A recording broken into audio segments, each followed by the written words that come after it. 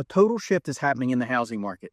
All the stars are aligning. Builder incentives, 50-year mortgages, days on the market, they're up, and home price reductions are going lower. So now they're telling us that interest rates are going to be dropping, along with Fannie Mae, the Federal National Mortgage Association. They're eliminating the need for a credit score. So what does all this mean for you and for home prices? So here's 10 things that are happening all at the same time, and it's totally shifting the roadblock to the American dream of homeownership. And it's all happening right now. Let's go. Number one, 50-year mortgages. Now, this new long-term loan option is making the headlines, but how could it make homes more affordable? Or is it really going to just trap buyers in decades of debt? Now, on paper, it drops your monthly payment by hundreds of dollars, and suddenly a $300,000 house, it feels affordable. So what do you think about all this? Let me know. Will this be the help that many home buyers have been waiting for? Actual affordability? Or are we just kicking the can down the road and making banks richer? Drop your thoughts in the comments. I'm going to read every single one of them. Number two, no credit score requirements. Yep, you heard right. Effective November 16th, 2025, Fannie Mae is eliminating the minimum credit score requirement of 620 for loans that are processed through a desktop underwriting system. And they're replacing it with holistic credit risk assessment. That means somebody's actually going to look at it to expand access to homeownership. The goal? Let millions of people who've been shut out finally buy. But here's the question. Didn't we do this before? 2006 to 2008?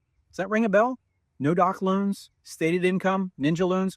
We saw how that movie ended. Now, I'm not saying it's exactly the same, but when risks go up, usually someone else has to bail someone else out. Is this proper help for homebuyers, or is this setting up the next mortgage meltdown? Let me know. Number three, the real reason we don't see affordable homes for sale. Now, everyone wants to blame investors, BlackRock and the greedy corporations. But some people will not like what I'm about to say. They don't agree with it, but I have to give you something to actually think about. A huge part of this is supply and demand. It's you, it's me, it's all of us. And the population grew faster than anybody wanted to admit over the last 5 years. Documented, undocumented, millions of people needed a place to live, and they needed it fast. So a ton of starter homes that would have turned into starter affordable homes for sale never hit the market because they got turned into rentals. And now this is totally flipping. Birth rates are down, immigration policies are changing, and some of the data is showing that the U.S. population may actually be shrinking soon. Less demand for rentals. Investors and landlords, they start selling. That means more home inventory and lower prices. Crazy how that works, right? Comment if you agree or disagree. Let me know. Let me know what you really think. Is this the real driver that nobody wants to talk about? Number four, inventory is rising, and that's great news for buyers. The days on the market is climbing in most states. Some houses are sitting 90, 120, and even 150 days. But that's when the power shifts to you, the buyer. A house is only worth what a willing, ready, and able buyer and seller agree to. And it's not what it sold for in 2024. So here's the tip. When you find a listing that's been sitting around like forever, go fishing. You can make an offer below asking and ask for closing costs or repairs, and sellers are getting nervous. I'm going to tell you, my team had a buyer client who saved $25,000 and another one who saved $50,000 just by making bold offers on stale listings. And it's happening right now. So let me know what the market's doing where you live. Is it up? Is it down? Let me know where you live. Number five, pulling cash for down payment. Now, a brand new proposal was floating around Washington to rise the current $10,000 penalty-free 401k withdrawal for first-time home buyers. They want to raise it up $30,000 to $50,000. Now, that could be the difference between a 3% down and a 10 to 20% down, which means lower payments and no PMI. But there is a trade-off. Are you rating your retirement to buy a house today? That money won't compound for the next 30 or 40 years. For some people, that's life-changing help. For others, it's financial suicide. So where do you stand? Is it worth it or no way? Comment and let me know your thoughts. Number six, new construction incentives. Now, they're absolutely insane right now. The big national builders have way too many spec homes. And I'm talking about low-rate mortgages, free refrigerators, blinds, fencing, and 4.9 and 5.9% financing fixed for life. That's on a 30-year loan. Now, we just closed a client who had a $199 for 1 year, a $299 for 2 years, a $399 in year 3, and a $499 fixed forever. And yes, there's still 3-bedroom, 2-bath houses for under $200,000 in many markets. Now, here's one we just sold here. So stop saying there's nothing affordable. If you haven't looked at new construction lately, we may need to talk. Number seven, the Fed is about to cut interest rates faster than anyone thinks. And they're signaling multiple cuts in 2026. Every quarter point drop saves you $150 to $200 per month on a $400,000 loan.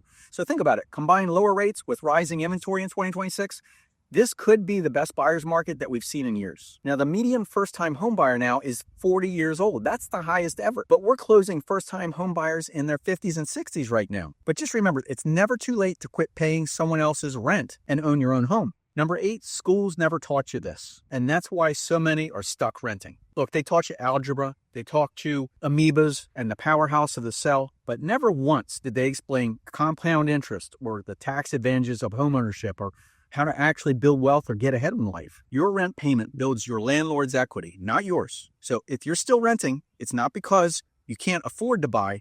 Sometimes it's because nobody showed you the math and what to actually do and what works. So let me know if you still want to buy a home this year or how old you were when you first bought your first home. I know you're watching, but I want to see where you currently are in your homeownership journey. Number 9, the return of 3% and possibly even 2% down payment programs. Now this one's dividing everyone. The FHA already has a 3.5, but the USDA has some conventional programs that are bringing back a true 3% and 2% and even 1% down options in 2026 with lender-paid PMI or a grant. Now this sounds amazing until you actually realize that you're borrowing more and paying PMI longer, and you'll have almost no equity. And if the values dip even 5%, we saw 0% down blow up the last time. Are we really doing this again? Or is this the exact help that many millennials and Gen Z need right now? Every time I bring this up, it's splitting up the comments. Let me know what you think. Number 10 is the silent crash. It's already started in 15 markets. But here's the deal. Most people haven't even noticed it yet. Look, I know the media isn't shouting from the rooftop, it's a crash, because the decline has been pretty much orderly. But prices have really come down from their peak. And we're talking about 87% of the homes have lower values this year, year over year. In places like Denver, Austin, Phoenix, Boise, and most of Florida. That's a huge shift. Sellers are dropping prices $50,000, $100,000, $150,000 off of their original asking price just to get those properties moved. This is the biggest opportunity that we've seen since 2012. And you're not going to see neon flashing lights telling you to jump in.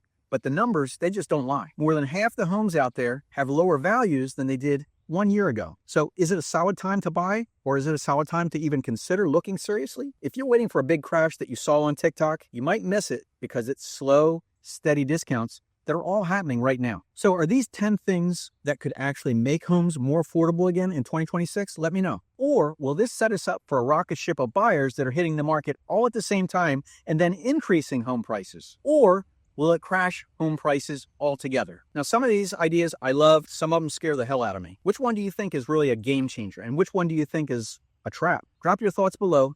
Best comments, they'll get pinned. And if you're thinking about buying in the next 12 to 24 months, comment 2026 for our buyer checklist. Go ahead, like, subscribe, and hit the bell. We're dropping truth every single week. And if you subscribed, it's free. And I'll see you in the next video. Take care, guys.